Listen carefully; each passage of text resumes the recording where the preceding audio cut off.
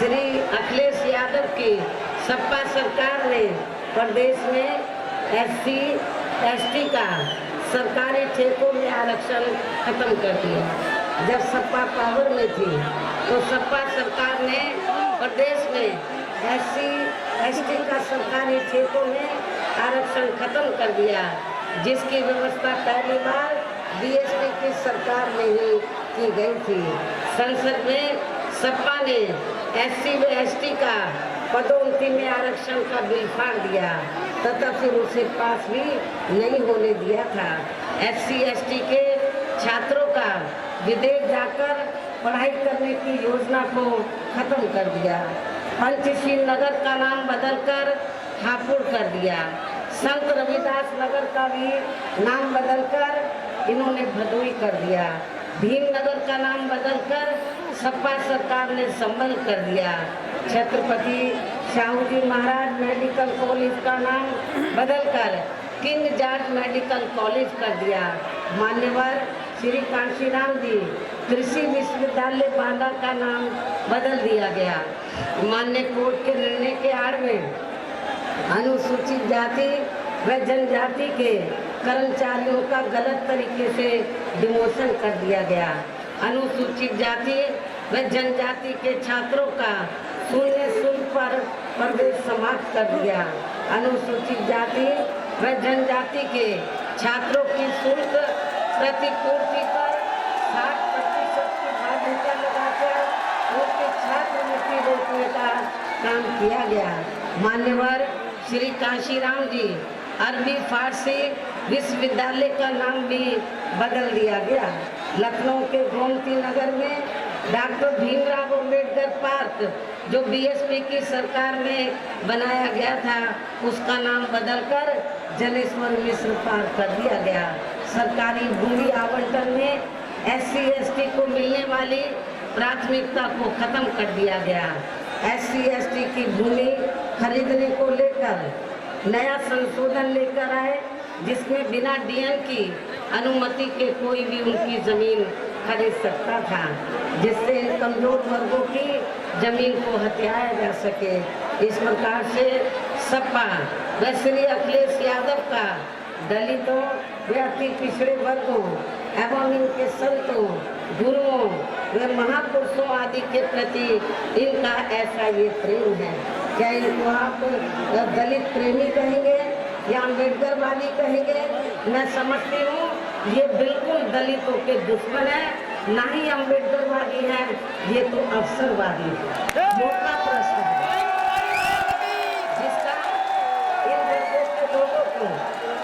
जिसका इन वर्गों के लोगों को इस चुनाव में ऐसी समाजवादी पार्टी को किसी भी कीमत पर अब सत्ता में नहीं आने देना है।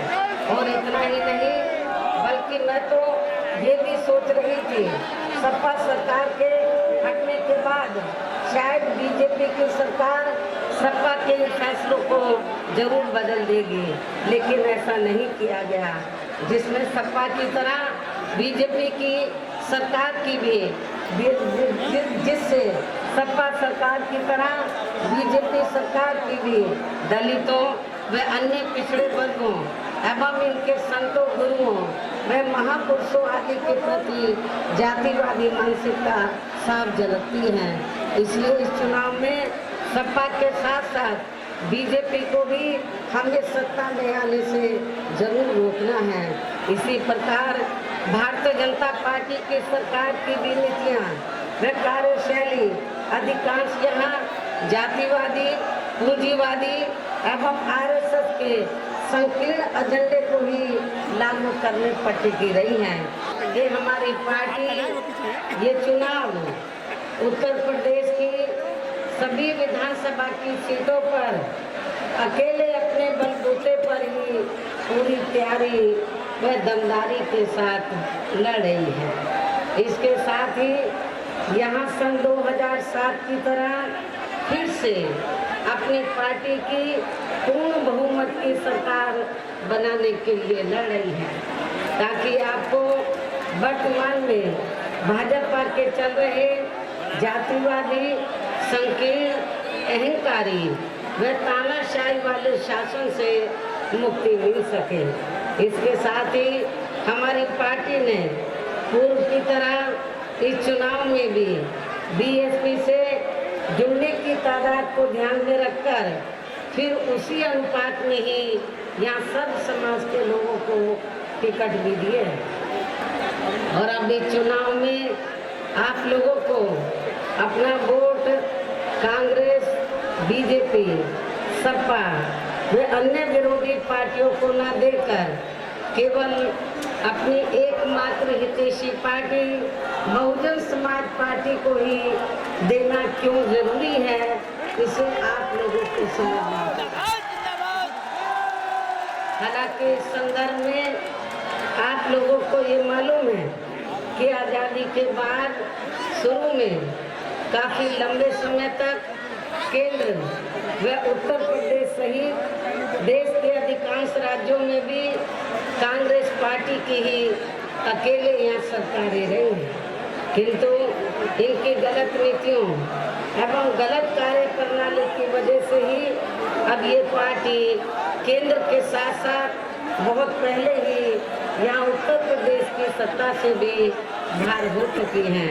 इसके साथ ही ये पार्टी जबरदस्त जातिवादी होने के कारण शुरू से ही हर मामले में खासकर यहाँ दलित, आदिवासी वे अन्य पिछड़ा वर्ग विरोधी पार्टी भी रही है और अभी भी है, जिस कारण केंद्र में रही इस पार्टी की सरकार ने इन वर्गों के मसीहा व भारतीय संविधान के मूल निर्माता परम पूज्य बाबा साहब डॉक्टर भीमराव अम्बेडकर को भारत रत्न की उपाधि से भी सम्मानित नहीं किया था, जिसके लिए वो हर प्रकार से पात्र भी थे। इतना ही नहीं बल्कि इनकी मूवमेंट को आगे बढ़ाने के लिए अपनी पूरी जिंदगी समर्पित करने वाले मान्यवर श्री कांशीराम जी के देहांत होने पर भी केंद्र में उस समय इसी कांग्रेस पार्टी की रही सरकार ने उनके सम्मान में एक दिन के लिए भी राष्ट्रीय शोक घोषित नहीं किया था, तथा न ही इस पार्टी की रही सरकार ने पिछड़े वर्ग की आरक्षण संबंधी मंडल कमीशन की रिपोर्ट को भी लागू किया था, जिसे फिर बीएसपी ने अपने कड़े संघर्ष व अथक प्रयासों से केंद्र में रही श्री बीपी सिंह की सरकार से ही लागू कराया था।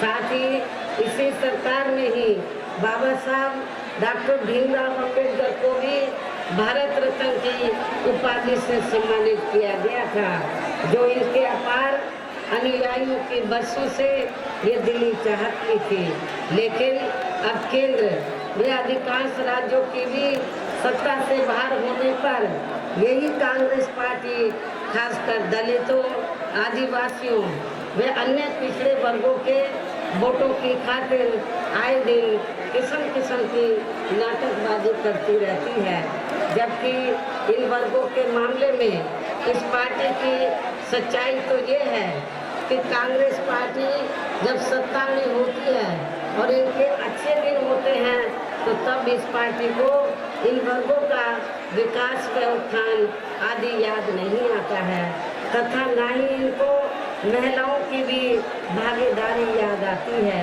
इतना ही नहीं बल्कि इस पार्टी के बाद खासकर यहाँ सपा व बीजेपी आदि की बनी सरकार में भी यूपी की जनता अधिकांश मामलों में काफ़ी ज़्यादा दुखी रही है। सपा की सरकार में तो ज़्यादातर यहाँ गुंडों, बदमाशों, माफियाओं, अराजक तत्वों व सरेआम लूट खसोट करने एवं दंगे फसाद आदि कराने वालों का ही राज रहा है, जिसकी खास वजह से ही इस सरकार में हमेशा यहाँ तनाव की स्थिति बनी रही है। प्रदेश में विकास के कार्य भी ज़्यादातर यहाँ एक विशेष क्षेत्र व एक समुदाय के लोगों तक ही सीमित होकर रह गए हैं। खासकर दलितों व अति पिछड़े वर्गों के साथ तो हर स्तर पर अधिकांश समय इनका सोतेला रवैया ही देखने के लिए मिला है। इसके साथ ही इनके संतों, गुरुओं व महापुरुषों आदि को भी सम्मान नहीं दिया गया है। अर्थात इनका सपा सरकार में हमेशा अनादर ही किया गया है, जिसके अनेकों उदाहरण हैं।